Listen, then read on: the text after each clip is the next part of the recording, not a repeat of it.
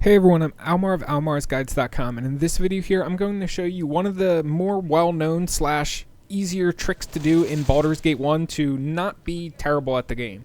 So this video is going to be part of my beginner's guide for this game, and essentially what I'm going to be doing in my beginner's guide is teaching people how to get better at the game so they can actually play on normal or even easy difficulty instead of having to rely on the story mode not being able to die feature. Because I feel as if that kind of makes the game a little bit boring, not being able to die. You need some danger to keep it somewhat entertaining.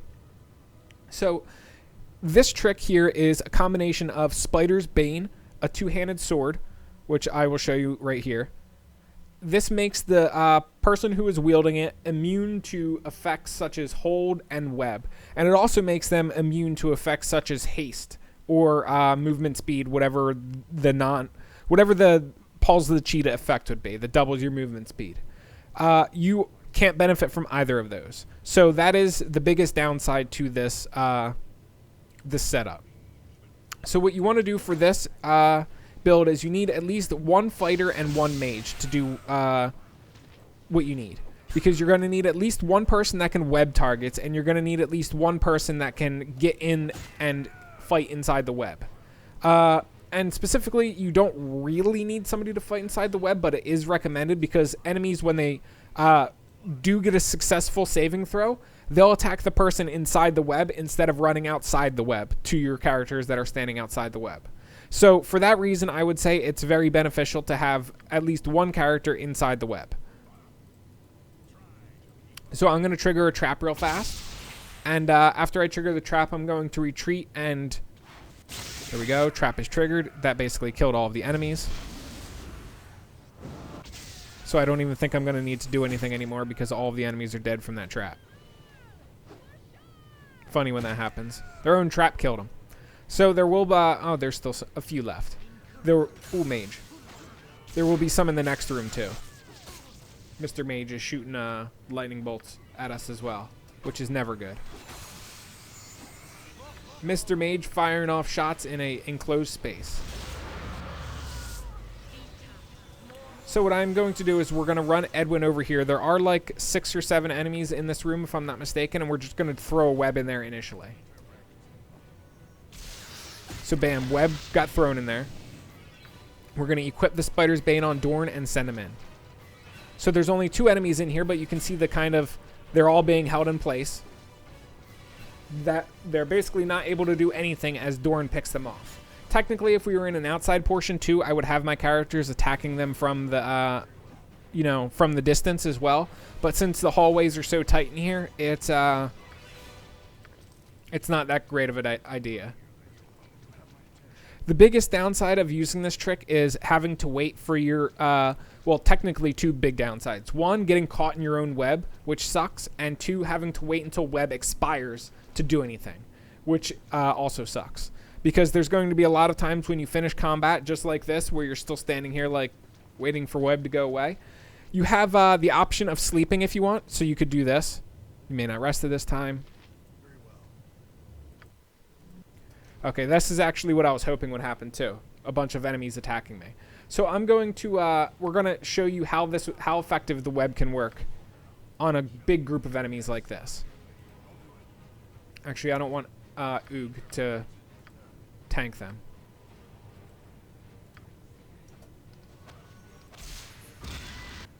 Edwin got webbed himself, but that's kind of okay. It's not the end of the world that Edwin is webbed. You can see all of the enemies are webbed now, though. So we're going to, I will use Viconia and Edwin to pick them off from a distance. Almar / technically his name is Oog in this playthrough. He can just kind of chill in the back because he doesn't need to do anything.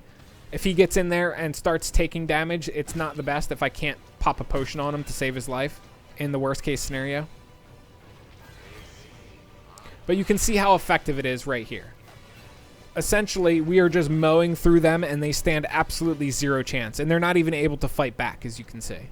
So that is the power of using web along with Spider's Bane. Of course, like I said, you can do it without Spider's Bane. You can run in there and just blast them at a distance while they're all webbed in spot. in that location. That works too. You don't need Spider's Bane, but it does help a lot. And like I said at the start of the video, one of the other reasons Spider's Bane helps a lot is because when they do get a successful saving throw, they will stop and attack the person in melee range instead of trying to go to the target outside of melee range.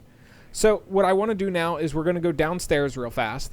And when we go downstairs, we're going to be immediately thrown into combat. And I'm going to show you the downsides of using the web trick everywhere. So if we use the web trick in this room, we're probably going to get caught in the web ourselves. We'll try to pull back into the corner over here. That might save us. I'm not sure.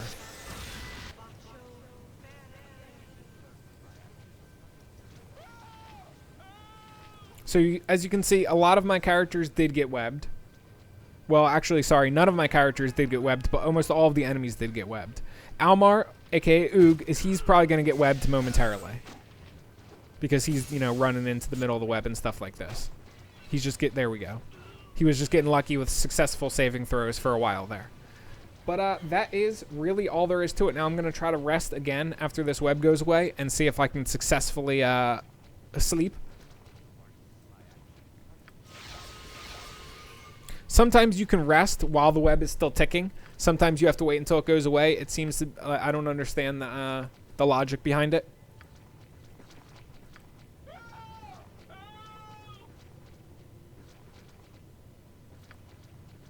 Like I said, though, this is one of the biggest downsides of using this trick, is you constantly have to wait for your web to go bye-bye. Okay, good. We didn't get attacked. And that is really all there is to it. I'm going to keep going through area. Well, actually, let me show you a little bit. Only 2 enemies, not really worth it.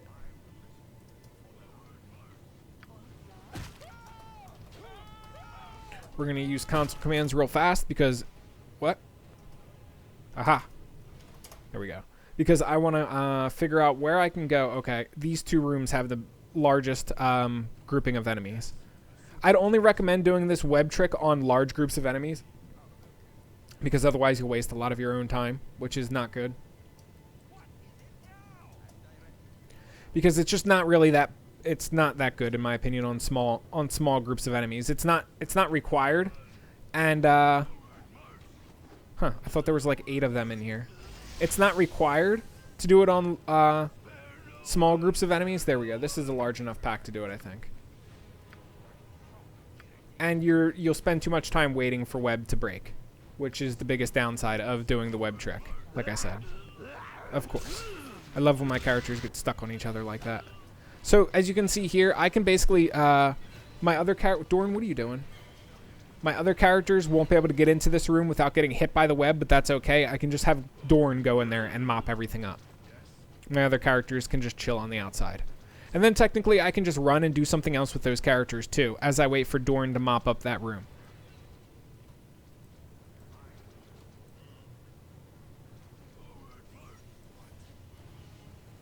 Technically I ran headfirst into a mage up there. Let's see. Let's drop a web in this room even though I don't really need to. It will immobilize this mage though. Edwin, why are you don't use your fists. Use your sling. Viconia might get hit by the web. As you can see, the mage is immobilized. She's not able to cast, but she does have mirror image up, which could be an issue. There comes a fear, I think. Confusion. Good, she got interrupted in the middle of a magic missile. But that is the power of web, as you can see. It's very, very useful, especially even if you don't have Spider's Bane like you are seeing here. You can see my characters easily picking off the targets from a distance without having to run in there and actually do anything. But as you can see here, my own characters are getting caught up in the web as well because of the small area that we are stuck in. So keep that in mind. There are some drawbacks, but all in all, in my opinion, This is a very good newbie method to get yourself through all of the more difficult areas of the game. And it's something I would recommend to a lot of new players. But anyway, that is really all there is to it. I hope this video helped you guys out. If I got anything wrong, left anything out, or you guys have a better strategy than that involves web, that is, than what you've seen me do in this video, please let me know in the comments section below. I would love the feedback. And aside from that, like I said, if you guys enjoyed this video, leave me a like because it helps me out. And I will catch you guys around in future Baldur's Gate 1 videos. Peace.